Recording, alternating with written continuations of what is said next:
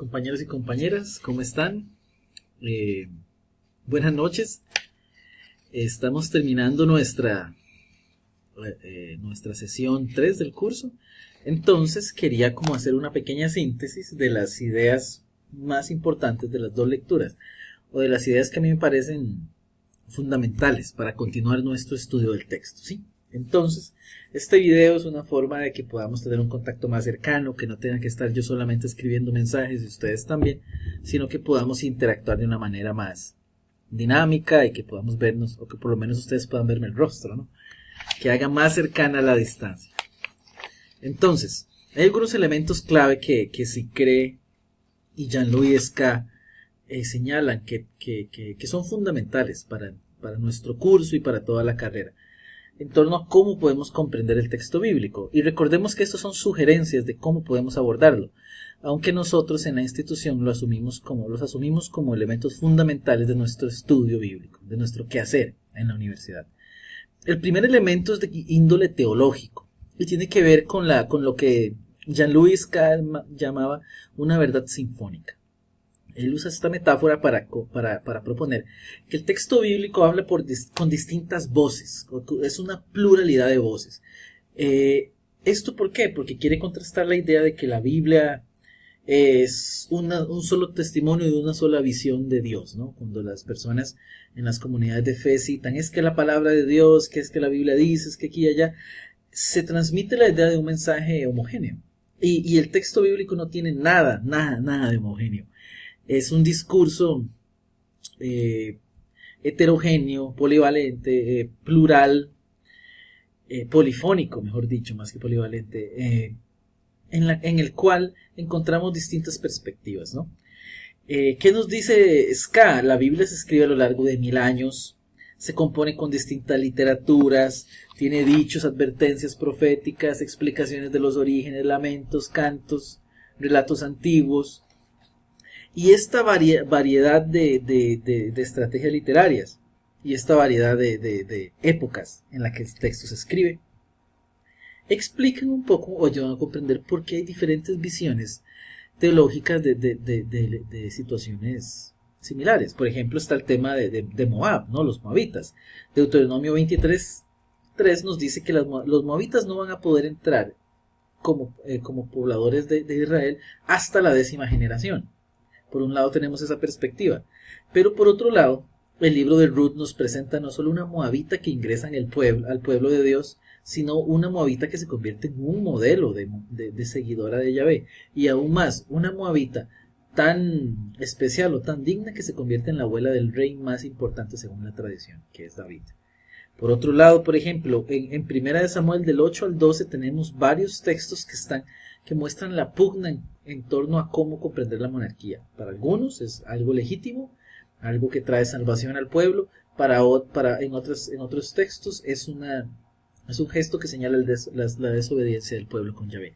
La verdad sinfónica nos explica entonces que la Biblia habla con distintas voces en temas similares. El último ejemplo, los evangelios. 4 evangelios, 4 testimonios de la experiencia de Jesús en las comunidades distintas.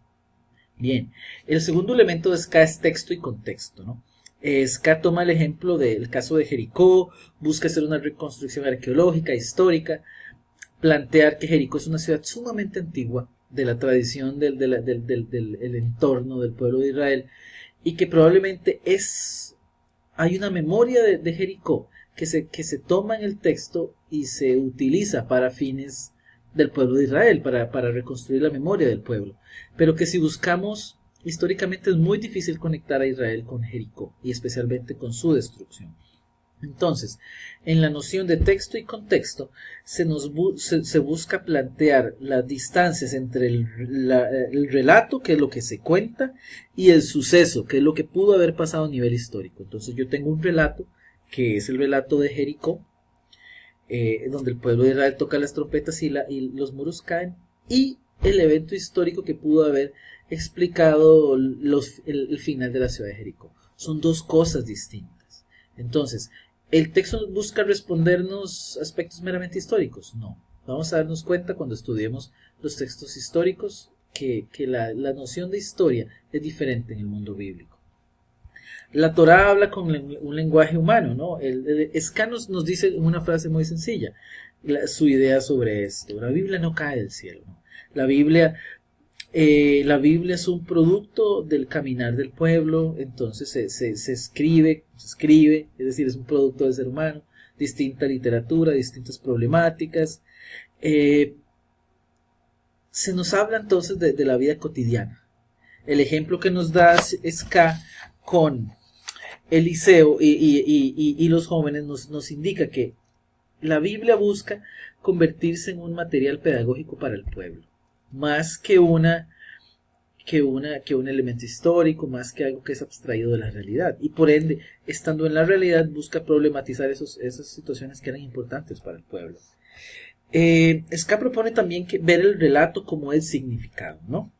Necesitamos ver el todo para poder captar el sentido. Un buen ejemplo sería Génesis 2:3. En vez de preguntarnos si un ser humano puede salir de una costilla o de un costado, si una serpiente habla, qué fruta era la que comieron Adán y Eva, en vez de quedarnos en esos elementos, en esos aspectos puntuales, nos invita a ver el todo. Por ejemplo, en Génesis 2:3 tenemos un ejemplo claro de que uno de los temas principales al ver el todo es el exilio. Teníamos algo que era bueno, algo que venía de Dios y lo perdemos. Con Caín y Abel pasa lo mismo. Y veremos cómo en toda la tradición bíblica el perder la tierra, ese don de Dios, es un tema importante. Finalmente, Ska nos recuerda que veamos la sintonía, la música en vez de los elementos individuales, ¿no?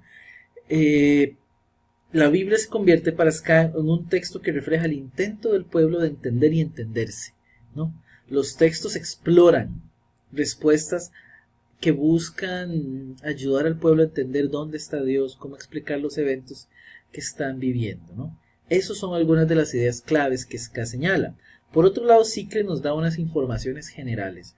Por ejemplo, nos recuerda que la Biblia es una colección de libros que se realiza especialmente el Antiguo Testamento en torno a 10 siglos, que tenemos mucho material escrito, mucha producción dentro del judaísmo y dentro del cristianismo, pero que el canon como tal es una labor selectiva. La motivación de esta selección está enraizada en encontrar aquellos textos que nos ayudan a comprender el acompañamiento de Dios, a recordar que Dios nos ha acompañado. Por eso la tradición del Éxodo emerge una y otra vez en los relatos bíblicos, desde el Antiguo Testamento inclusive hasta el Nuevo Testamento, porque estos textos nos ayudan a recordar el pasado, nos ayudan a recordar que Dios ha estado con nosotros y nosotras, pero también nos ayudan a ver el futuro. Si Dios ya estuvo, Dios estará. Y entonces el canon bíblico se va configurando con textos que nos ayudan a hacer este ejercicio. Sicre nos dice que se escoge en el ejercicio de canonización, se escoge lo que consideramos esencial para la tradición. Entendemos también que no es un proceso sencillo, ¿no? Los textos son muy antiguos, se empiezan a escribir y se empiezan a recolectar desde mucho tiempo atrás, pero tal vez en el siglo III ya empezamos a tener una consolidación del canon dentro del judaísmo. Dentro del cristianismo veremos que en el Concilio de Trento, en el siglo XV, hay debates en torno a qué libros corresponden o deben ser incorporados a la Escritura Sagrada. Finalmente, junto al canon, recordamos la organización del material.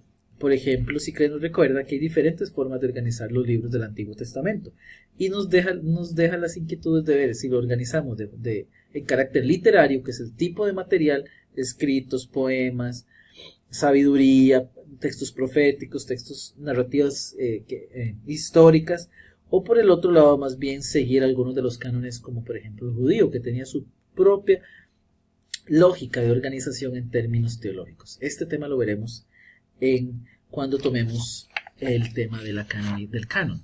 Finalmente, elementos curiosos como el lenguaje en que se escribe la Biblia, el griego, el arameo, el hebreo, son importantes para Sicre. Son algunas de las ideas que yo quiero que nos llevemos después de esta sesión. Espero que el material haya sido de ayuda para aclarar algunas de las ideas y algunas de las inquietudes que traíamos al inicio de este curso. Quedo a la espera de sus comentarios y de sus preguntas. Abrazos y nos vemos pronto.